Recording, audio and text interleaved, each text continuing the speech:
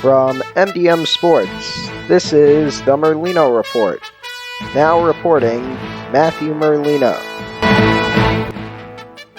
Hi, and welcome to the Merlino Report. I'm Matthew Merlino. It is Labor Day, Monday, September 6, 2021, and let's begin with our weekend race review. We'll start in the world of Formula One, where at Zandvoort, the Dutch Grand Prix took place on Sunday morning here in the United States, Sunday afternoon over in that country. Max Verstappen, the Dutchman, won to the delight of the orange, and I guess you could see it on the television, orange smoke all around the track. Lewis Hamilton for Mercedes finished second, with his teammate Valtteri Bottas completing the podium. We have news on Bottas that we will get to later in the week. Max Verstappen did take the championship lead with that finish. There was also some news. Kimi Räikkönen testing positive before the qualifying session on Saturday. Alfa Romeo reserve driver Robert Kubica replacing him, driving the number 88 for both qualifying and the race session. He finished in the 15th position. There was also news off the track for Kimi Räikkönen. He announces that this will be his final season in Formula One. He will be retiring after the year, and that's where the Bottas news comes in. We'll get to that on Wednesday, but if you follow Formula One in the slightest, you follow the news cycle there, you will know what has happened. There were two cars that didn't make the finish. Yuki Tsunoda for AlphaTauri and Nikita Mazepin for Haas. The final classification goes as follows. Max Verstappen won. Lewis Hamilton came second. Valtteri Bottas third. Pierre Gasly fourth. Charles Leclerc in fifth. Fernando Alonso in sixth. Seventh was Carlos Sainz. Eighth, Sergio Perez. Ninth, Esteban Ocon. And rounding out the point scorers and the top 10 was Lando Norris in the McLaren. Speaking of the points, what is the top two in the points? Well, Verstappen, as we said before, took the points lead. He is now at 224.5 points. Of course, half points were awarded in the Belgian Grand Prix that took place earlier because of the farce of a Grand Prix. But congratulations, Formula One. You got your act together, but unfortunately the track was too narrow and there was no overtaking. Lewis Hamilton is second in the points, only 3 back from Verstappen at 221.5. Now we'll get to the Cookout Southern 500 in the NASCAR Cup Series, which took place on Sunday night here in the Americas. Denny Hamlin won. Kyle Larson went full throttle, as he called. It was a video game move in the final turn to try and gain ground. It worked, but he did get blocked at the end, and Denny Hamlin got his first win of the year. He won the first stage, which I believe was his first stage win since Richmond in the spring earlier this year. Kyle Larson won the second stage, getting him a couple more playoff points. We'll get to the playoff standings in just a bit here. Non-playoff driver Ross Chastain finished third. Martin Truex Jr., Kevin Harvick, Kurt Busch, Brad Keselowski, and Joey Logano were positions 4 through 8. In playoff trouble, most of the playoff field in trouble, I should say. Kyle Busch, the big name, spinning off of Austin Dillon's bumper, then saying a couple expletives on live television after the interview. Also, almost ran over a couple of people and took out some cones. He was very mad, and he was throwing it back to the days when he didn't give a crap. Hendrick trouble. 3 of the 4 Hendrick cars in trouble today. Alex Bowman, the first one there with a tire down. The spin damaged his teammate William Byron. Bowman did recover from that. Unfortunately, after Byron's recovery, he spun and was out of the race on lap 200, I believe. Chase Elliott, late in the race on lap 327, slammed the wall after his own tire failure, and that ended up ending his competitive day. Michael McDowell wrecked early on, ending basically that Cinderella story unless he gets a crazy win at either Richmond or Bristol, which is of course unlikely, but who the heck knows. Let's take a look at the playoff standings now. Denny Hamlin is of course locked into the next round, the round of 12, with a win here at Darlington. Kyle Larson is virtually locked in with a 80-point gap over the cut line. Martin Truex Jr. is 36 above the cut line in third.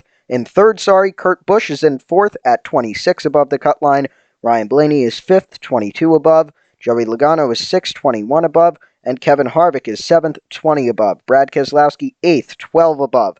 Christopher Bell 9th, 5 above the cut line. 10th is Chase Elliott, 4 above the cut line. Then 11th, Eric Almirola, 3 above the cut line. Now this is where it gets interesting. Tyler Reddick has the tiebreaker over Alex Bowman for the final spot in the round of 12. He is currently 12. Bowman is 13th. They are tied for that position, but Reddick has the tiebreaker due to finishing better here at the Southern 500. In 14th, Kyle Busch, just 2 points back. In 15th, William Byron, just 9 points back. And in 16th, Michael McDowell, 20 points back. And the hopes are ending, as we said before, unless you can get a surprise Cinderella win, like his Daytona 500 victory. Unfortunately, you are not Matt DiBenedetto. You are Michael McDowell. Almost same initials. Got the M in there. But anyway, let's move on to the Truck Series race, a 200-miler. Sheldon Creed winning, sweeping both Darlington races. Of course, they went there for Throwback Weekend earlier in the spring. Then they come here after COVID unfortunately canceled the Canadian Tire race, which is always a good race to look forward to on the Truck Series schedule. The country of Canada having different COVID protocols than us. Unfortunately, the scheduling didn't work out. Darlington moving over to take in that place that Canadian Tire left open. It is Creed's second straight victory and third straight playoff victory. He won last weekend at Gateway, which was the Truck Series playoff opener, and then in the last playoff race before that, he won the final race of the season at Phoenix last year to win the 2020 championship, and now he is going on a roll at a perfect time of the year. John Hunter Nemechek, driving for Kyle Busch Motorsports, finished second in the race, clinching a round of 8 spot on points. Good job, John Hunter. And Zane Smith and Chandler Smith are currently below the cut line. We'll get to the playoff standings in just a moment. Stuart Friesen ran third. He is now 33 above the cut line. Todd Gilliland finishing fourth. Parker Kligerman and Grant Enfinger, both non-playoff drivers, finishing in 5th and 6th position.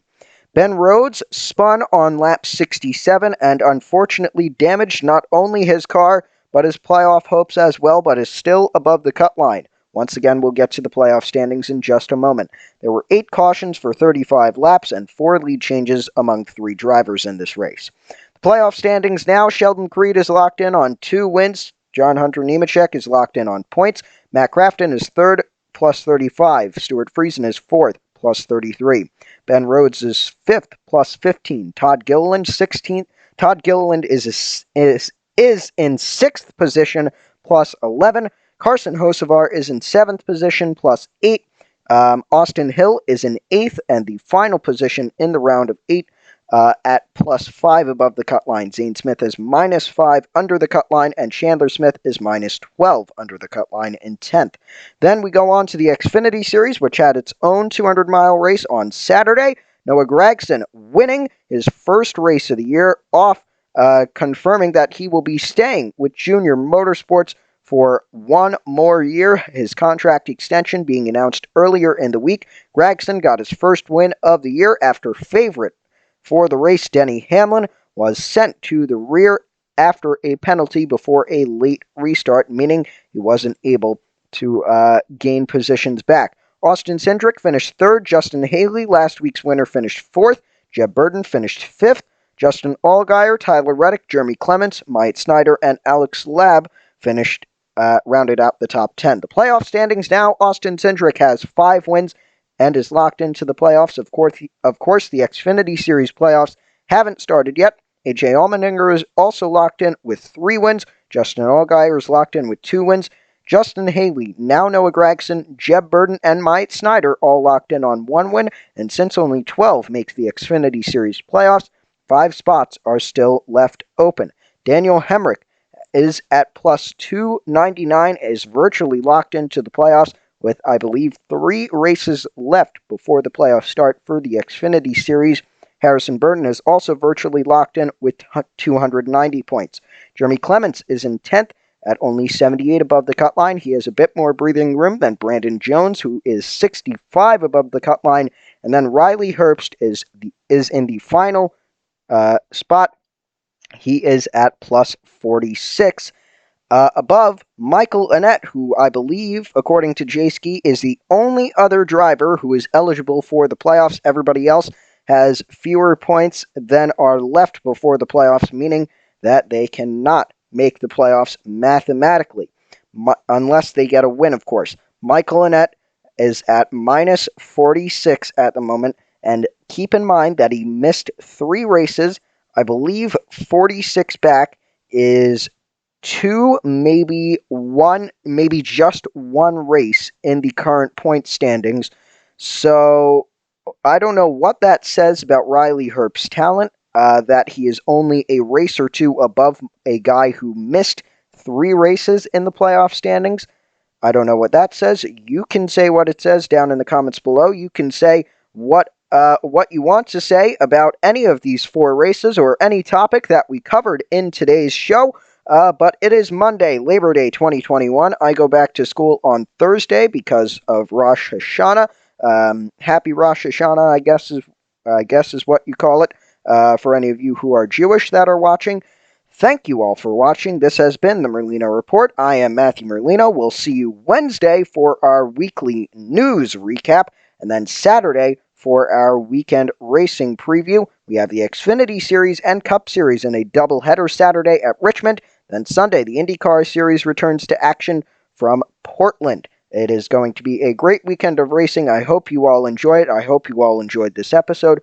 Don't forget to hit like. Don't forget to subscribe if you want more of this content and to get notified about when this content is coming out. Once again, thank you for watching the Merlino Report. I am Matthew Merlino, and I will see you next time. Goodbye.